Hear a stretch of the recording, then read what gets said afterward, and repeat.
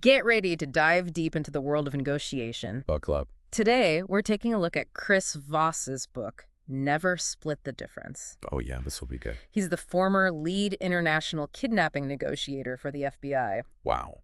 So we're going to see how his tactics from those high-stakes situations High stakes is apply to everyday negotiations, things everyone runs into. for sure. From buying a car to, just asking for a raise. Exactly. Everyone negotiates, whether they know it or not.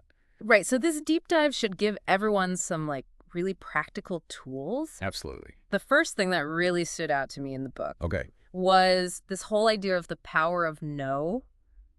Voss actually encourages us to aim for a no at the beginning of a negotiation. It's so counterintuitive. Yeah, I mean, you want people to say yes. Exactly. That's what I thought, too. So what's the deal with aiming for no?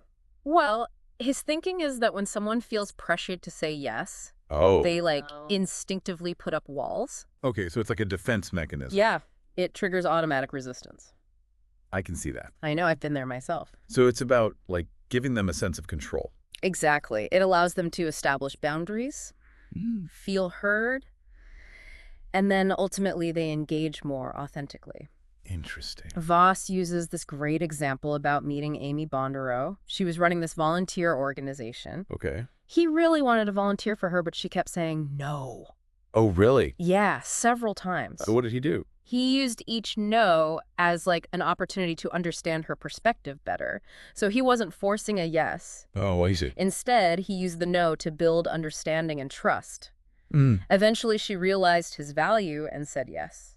So it worked. Pretty cool. It's a great example of how these counterintuitive techniques can have these surprising results. Yeah. Voss even suggests using no in a sales situation. Okay, how would that work? So instead of asking, do you have a few minutes to talk, which can put people on the spot, he suggests flipping the script, asking, is now a bad time? Okay. So you're not asking if they have time. Yeah. You're asking if now W is a bad time. Ah, so it's like giving them an easy out. Right. It gives them a comfortable way to decline. And then, if it is a bad time, they're more likely to offer an alternative time. Yeah. Or they might say, no, it's fine. Makes sense. And then, boom, you have their full attention. Yeah, you've totally avoided that, defensive reaction. Exactly. It's like mental judo. It's pretty clever. And speaking of, getting inside someone's head, Okay. Voss also talks about tactical empathy. Oh, interesting. We all know what empathy is, Right. but what's, tactical about it? Yeah, what's the difference? Well, Voss describes tactical empathy as going beyond just feeling someone's pain. Okay. It's about understanding and labeling their emotions accurately in a way that de-escalates the tension and builds trust. He calls this labeling. Labeling. Gotcha. So it's about acknowledging their feelings out loud in a non-judgmental way. So you're not agreeing with them necessarily. Not at all. It's about showing that you see and understand their perspective. Makes sense. It's like holding up a mirror to their emotions. Yeah. You're saying, I see you, I hear you, I get it. Powerful stuff. And that can have a profound impact on the negotiations. Voss even describes diffusing this really tense situation with a senior FBI official in Canada. Oh, wow. Just by addressing the negative energy in the room head on. Just by calling it out. Yeah. He also talks about one of his students who was working with the Girl Scouts trying to get a donation from this really difficult donor. She was getting nowhere until she used labeling. Really? The donor kept shooting down all her project proposals. Oh. So she realized she wasn't acknowledging the donor's feelings. So instead of arguing, she said something like, I'm sensing some hesitation. Just that. And it completely shifted the energy. That's wild. It's crazy how just that subtle shift can have such a huge impact. Totally. It seems like so much of Voss's approach is about understanding the psychology behind, human interaction. It totally is. It's not just about being a good talker. Right. It's about, understanding the deeper motivations. And then another example of that is how he stresses getting to that's right. Interesting. As in getting the other person to say, that's right. Yes.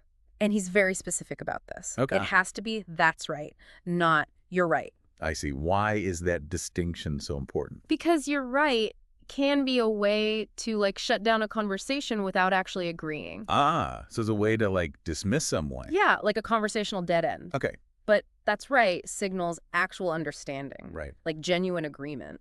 Interesting. He actually uses a really intense example to illustrate this. Oh, let me guess. A hostage situation. You got it. It's the story about negotiating with Abu Sabaya, who led the group that kidnapped Jeffrey Schilling. It was this incredibly tense situation. Of course. And Voss realized that getting Sabaya to say, that's right, was key to building trust and moving forward. So how'd he do it? He, patiently summarized Sabaya's points and got him to confirm that he understood his perspective. Smart. And that created the foundation for, a successful resolution. So that's right, even with, a kidnapper can be super effective. Absolutely. And it's not just for those high-stakes situations. Voss even uses this with his own son. Really? Yeah. So it really shows how universal these principles are. Wow. And speaking of these principles, Voss introduces this fascinating concept called black swans. Black swans. Okay, now we're getting into, spy stuff. Right. So what are black swans? Basically, they're hidden pieces of information that can completely change the game. It's like the unknown unknowns that can give you a huge advantage. If you can find them. If you can find them, right. Sounds tricky. Yeah. So Voss tells this gripping story about a standoff with Dwight Watson. Okay. He was a North Carolina tobacco farmer who drove his tractor into a pond in Washington, D.C. Wow. And threatened to blow himself up. Oh, wow. I think I remember this. Yeah, it was in the news. It was some kind of protest about how tobacco farmers were being treated. Yeah. But the key to resolving the situation was that Voss's team found this black swan. Okay, what was it? They learned that Watson believed the standoff was going to last 3 days based on his interpretation of the Book of Revelations. Oh, wow. So, his whole worldview is shaped by this belief. So they used that. They used it. They waited till the third day and started talking about, the dawn of the third day. Wow. And he surrendered peacefully. That's incredible. So black swans can be pretty powerful. They can be. But how do we even find them? Yeah, do they just, magically appear? I wish. Voss says you have to be, a good detective. Listening actively, asking calibrated questions, paying attention to subtle cues. Sometimes the most valuable info comes from outside the negotiation itself. Interesting. He describes this client who was about to lose a deal with Coca-Cola. Okay. Their main contact at Coca-Cola suddenly went silent. Oh, no. They were baffled. They knew something was wrong. Yeah.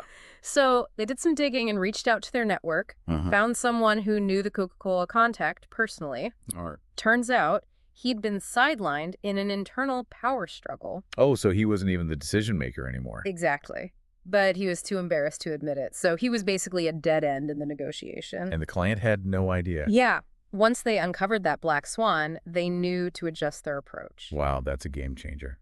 And Voss has another great example of this with a real estate negotiation. Oh, yeah. A student of his was trying to buy a mixed-use property in Charleston. Okay. But the asking price was way too high. Yeah.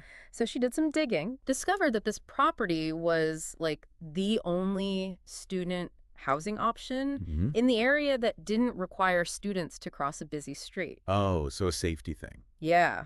Major selling point for students and their parents. And because it was historical or something. Yeah, the historical preservation rules meant no one could build anything similar nearby. Oh, wow. So she used that as leverage. All right. And the seller accepted her lower offer. That's amazing. It's a whole new way of looking at negotiation. It is. It's not just about what happens at the table. Right. It's about understanding the whole context. You got to be a detective. Exactly. It's fascinating. We've heard so much already. Yeah. Where do we go from here? Well, next we'll dive into Voss's concept of bending reality. Bending reality. Okay, now we're getting really out there. It's about how emotions shape perception. And how you can use that to your advantage. Sounds powerful. All right, I'm ready to have my mind blown. Get ready. All right, so bending reality sounds kind of trippy. It's not about, defying the laws of physics or anything. Okay, good. So what's it all about, then?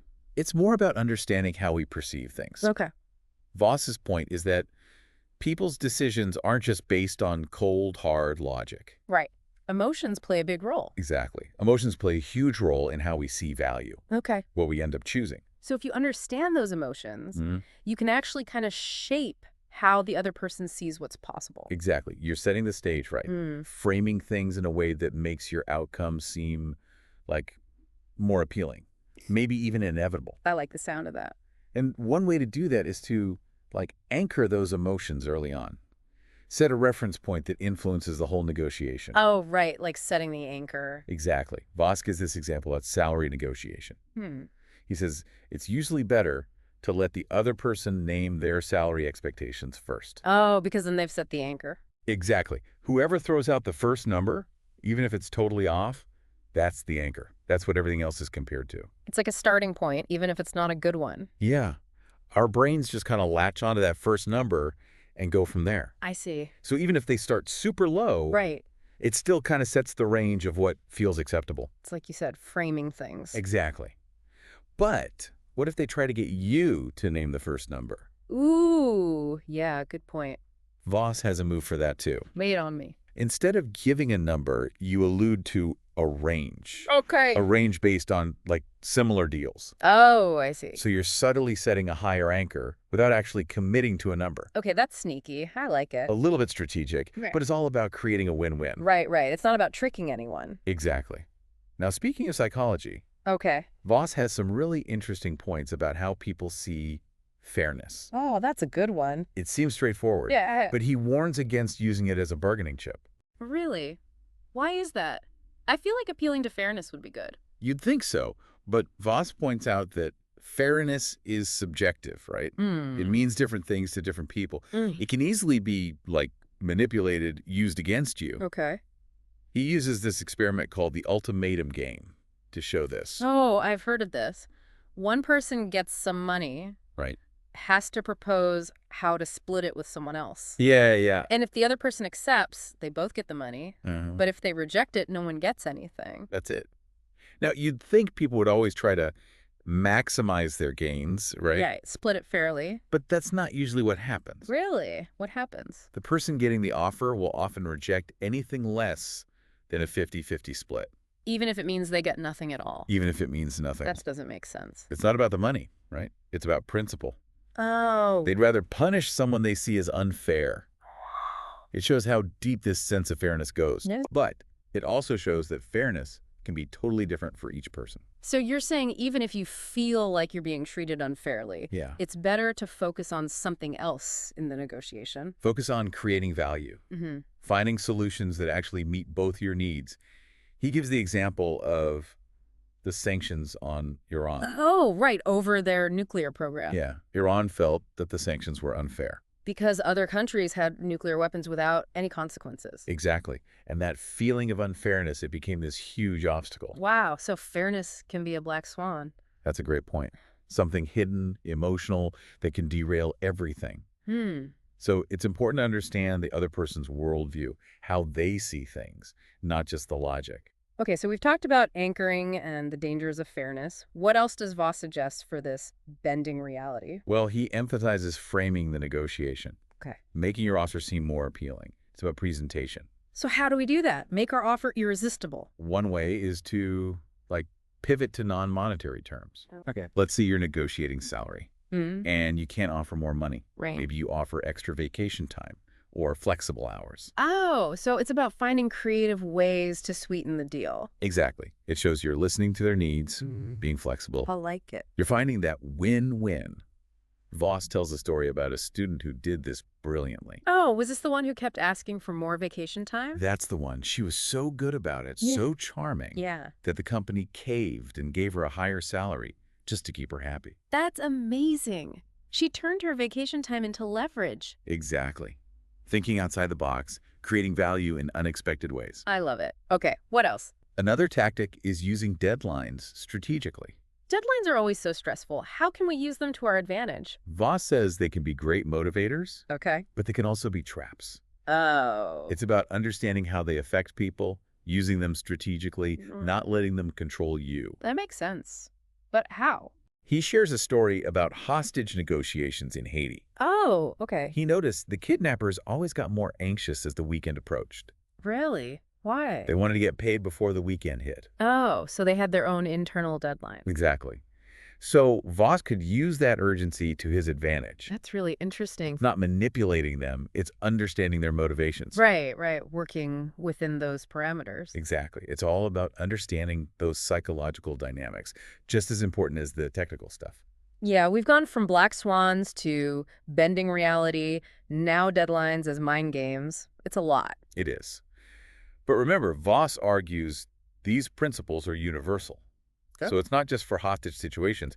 It's for buying a car, asking for a raise. Right, or just negotiating with my kids about bedtime. Exactly. It's about being more aware in every interaction. And more intentional about how we approach things. Absolutely. Now, Voss has a lot to say about using calibrated questions. Calibrated questions. Okay, what are those? We'll dive into those next. They're all about guiding the conversation without being pushy. All right, let's unlock those secrets.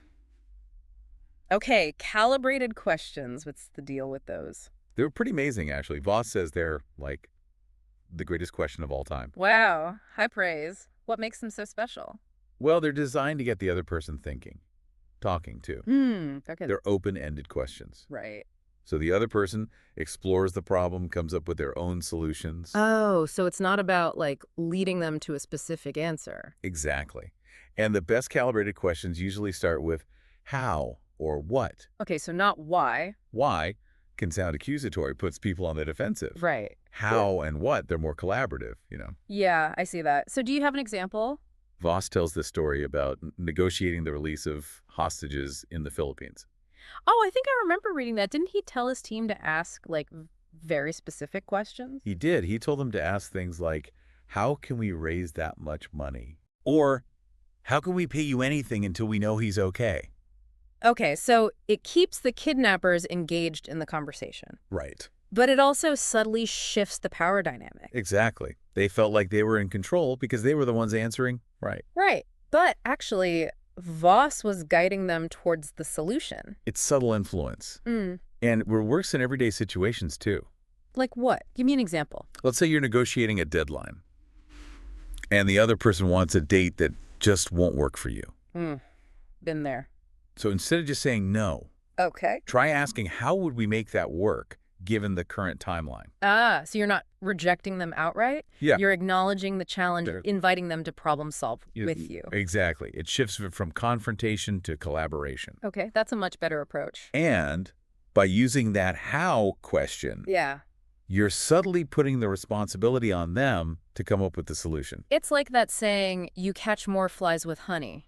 But it's not just about asking the right questions. No, it's about listening to the answers. Right, of course. They can tell you so much about the other person's needs, what motivates them, maybe even uncover some black swans. Right, like little clues about what's really going on. Voss also says to use labels to reinforce those insights. Oh, right, those labels we talked about earlier. So if they say something like, we need it done next week because of X, Okay. you could say back, it sounds like X is a major priority.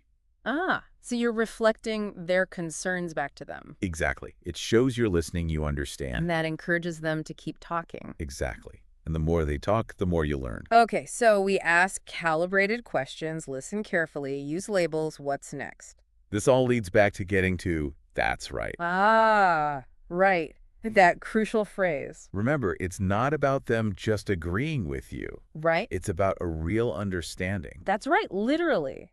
But how do you get them to say it genuinely? Voss suggests using summaries. You recap their points, emphasize what you agree on. Basically, you frame things so it naturally leads to a... It's right. It's like you're building a bridge between what you both want. Exactly. And remember that rule of 3? Oh, yeah. Getting them to agree 3 times? It solidifies the agreement. Yeah. Makes it harder for them to back out later. Right, because if they hesitate on that third, that's right, you know something's up. Exactly. It's a good way to catch any hidden objections. This is amazing. It's like a whole system for understanding how people work. It really is. But we haven't talked about the actual bargaining yet. You know, when you got to haggle over the price. Oh, right. The nitty-gritty. Hit me with those tactics. One Voss recommends is the Ackerman model. Ackerman model. Okay, what's that? It's a system for making concessions, Okay. but doing it in a way that makes the other person feel like they're winning. Oh, so you're strategically losing some battles to win the war. Exactly. Yeah. It starts with an extreme anchor. Okay. Then you make a few calculated concessions, Wow. and you land on a non-round number that's a little higher than your actual target. Okay, I'm following. Give me an example. Let's say you're buying a used car. Seller wants $10,000. All right. You know it's only worth $8,000. Okay. So you start by offering $6,000.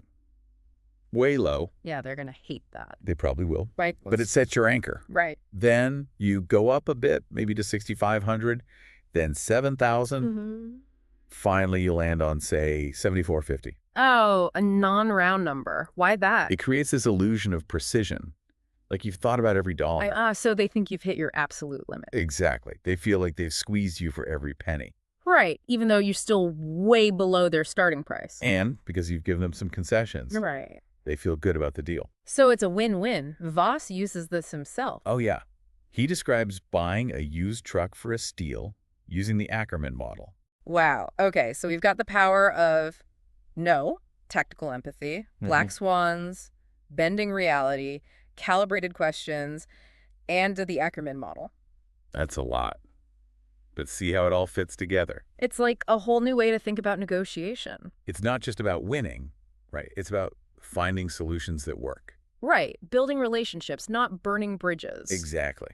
And you can walk away feeling good about the deal. This has been amazing. I feel like I have a whole new set of tools now. That's great to hear. And remember, practice makes perfect. The more you use these, the better you'll get. So to everyone listening, take what you've learned and try it out in your own lives. Whether it's a big business deal All right? or just figuring out dinner plans. These tools can help you get what you want. And build stronger relationships along the way. It's been a truly fascinating deep dive. Thanks for joining us. My pleasure. Until next time. Thank you for joining us at Wisdom House, where we bring you timeless insights from the greatest books. If you found this deep dive valuable, don't forget to like, comment, share, and subscribe to Wisdom House. Stay curious, stay inspired, and we'll see you in the next video.